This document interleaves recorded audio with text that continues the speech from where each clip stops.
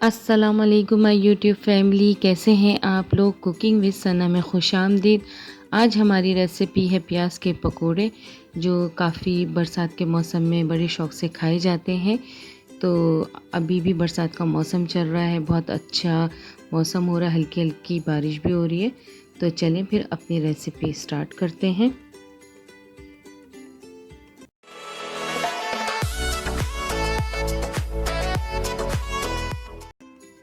सबसे पहले यहाँ खाली बाउल में 1.5 कप बेसन ले लेंगे।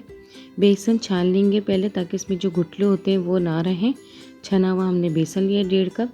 1 चम्मच इसमें ज़ीरा ऐड किया है। 2 चम्मच लाल कुटी हुई मिर्चें, 1.5 चम्मच पिसा हुआ या कुटा हुआ धनिया, और आधी चम्मच से थोड़ा सा ज़्यादा नमक या हस्बे ज़रूरत नमक ले लें। और इसे पानी डाल के इसका बैटर बना लें अच्छा सा। और थोड़ा बैटर पतला रखिएगा, ज़्यादा गाढ़ा नहीं करेंगे।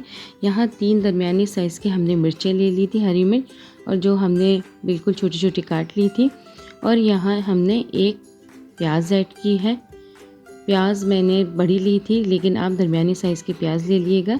यहाँ हमने ऑयल पहले से ही गर्म रख लिया था, और यहाँ मीडियम फ्लेम पे हम पकोड़े डालेंगे चम्मच से। आप चाहे तो हाथ से भी ऐड कर सकते हैं, मैंने यहाँ चम्मच से डाले थे। गोल गोल पकोड़े देखें, और बहुत क्रिस्पी बने थे पकोड़े।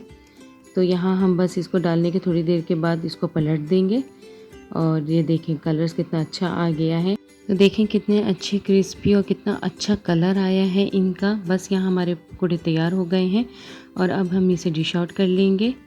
तो आप भी लाजमी अपने घर में ट्राई कीजिए, अपनी फैमिली को खिलाइए, तारीफ़ें लीजिए उनसे। बरसात के मौसम में वैसे बहुत अच्छे लगते हैं चाय के साथ। इंशाल्लाह न्यू रेसिपी में फिर हाज़िर होंगे, तब तक के लिए इजाज़त दीजिए। अल्लाह हाफ़िज़।